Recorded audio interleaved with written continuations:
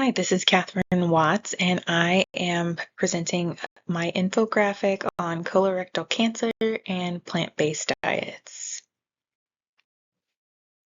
Why did I want to explore this topic more? Well, my sister is trying to become vegan, and we were discussing foods for Thanksgiving this year.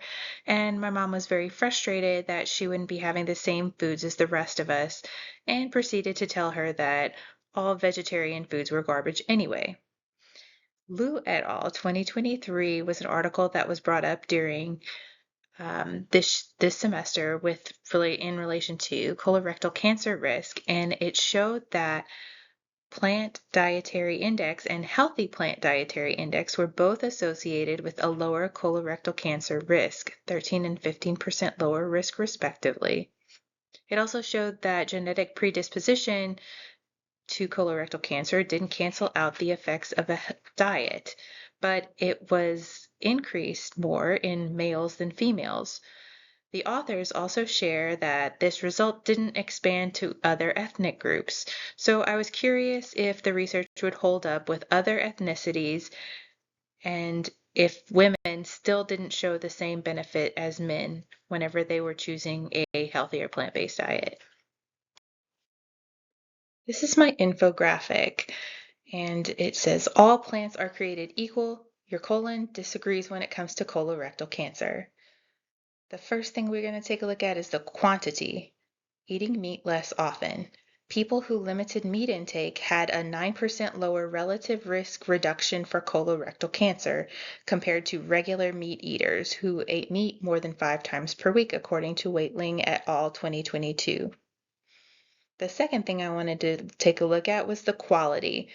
So unhealthy plant-based diet increased colorectal cancer risk by about 16%, according to Wang et al. 2022. Unhealthy plant-based diet items were things like white bread, sugary cereals, soda, processed foods, and healthy plant-based diets had things in it like oats, brown rice, berries, beans, and spinach. Why should we do this? Well, fiber shortens the time in the colon. So that way the diet quality lowered relative risk by 21% in men across every racial group studied. However, this wasn't shown for women. And that also is very similar to what was found in Liu et al. 2023. It shared that same sex difference as the other two studies for Kim et al. 2022 and that Wang et al. 2022. It also showed that the unhealthy plant-based diet had longer exposure time to potential carcinogens in the colon because it wasn't moving through as quickly as the healthy plant-based diets. And the healthy plant-based diet also promoted beneficial bacteria which suppressed the tumor growth. The Eat Smart screen early at the bottom and the quality plants reduce the risk, but screenings at 45 help to stop colorectal cancer. What was interesting about this was that the American Cancer Society changed its recommendation in 2018. They lowered their recommendation from 50 to 45 years old, and it was by looking at data from colorectal cancer rates climbing in adults under 50, even as rates in older adults kept falling. So that trend is kind of what started the transition from 50 to 45. The US PSTF followed in May of 2021.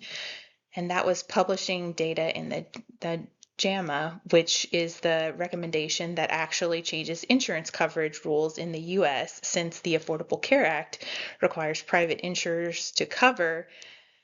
US PSTF recommends preventative services at no costs. So their reasoning combined a few different things: the age, the period, and the cohort modeling showing that people born more recently have a higher colorectal cancer risk at any given age than earlier generations did.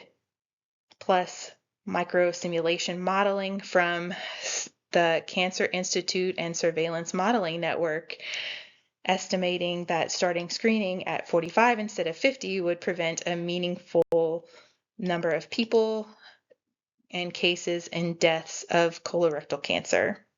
So I thought that was just kind of interesting. I also have the 3 research article PDFs. You can scan for it with the QR code at the bottom. So what was the easiest and hardest part of designing my infographic? Well, the easiest part, I really enjoyed creating the infographic. It was something I had never done before, but I enjoy looking at the different studies and seeing what each one had to say. And it was interesting to look at how the research kind of all validated each other. The hardest part is making all 3 studies tell a cohesive story, and that was a struggle for me. Um, Sometimes when there's a lot of information, you have to cut back and reduce words to fit everything in the space, and that was really something I struggle with. Also, recording is also a big struggle because I feel like the need to, if I mess up, I need to redo the whole thing over and over again. So that is a big struggle for me. But overall, this was a fun, really fun project actually to kind of do and get comfortable with. Thank you for listening, and I hope you enjoyed.